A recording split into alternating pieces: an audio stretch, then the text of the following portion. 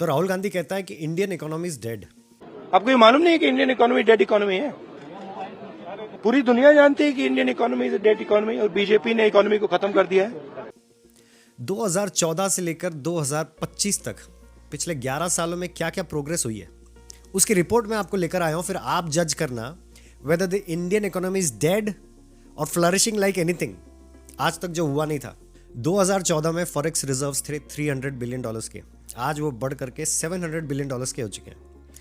2014 में एयरपोर्ट्स थे 74, आज 150 एयरपोर्ट्स हैं इंडिया में।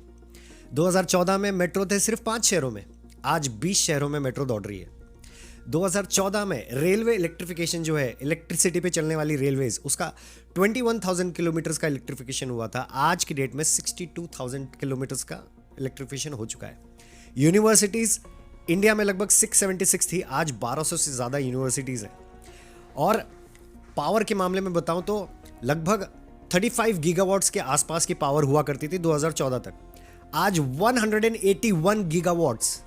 35 181, आप रेशियो देखो कितना कितना खतरनाक इंप्रूवमेंट हुआ है 11 सालों में। सड़कें जो पिछले 60 साल में बनी थी ना, उससे डबल पिछले 11 सालों में बन चुकी है। स्टार्टअप तो आप लोगों ने अभी सुना होगा, राइट? स्टार्टअप उस टाइम पे थे 350, आज अंदाजा लगाओगे 138,000, 1,38,000 स्टार्टअप्स हो चुके हैं।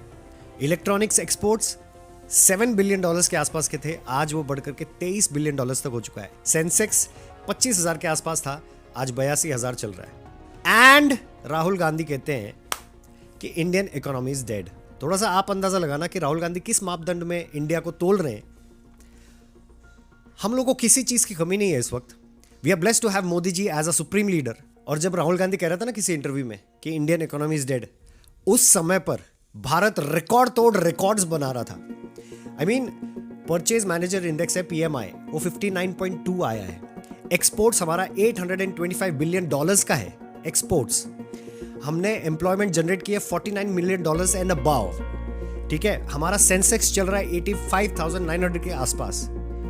ये ग्रोथ नहीं है तो क्या है? मुझे थोड़ा सा ना, मुझे कुछ समझाना पड़ेगा ठीक से।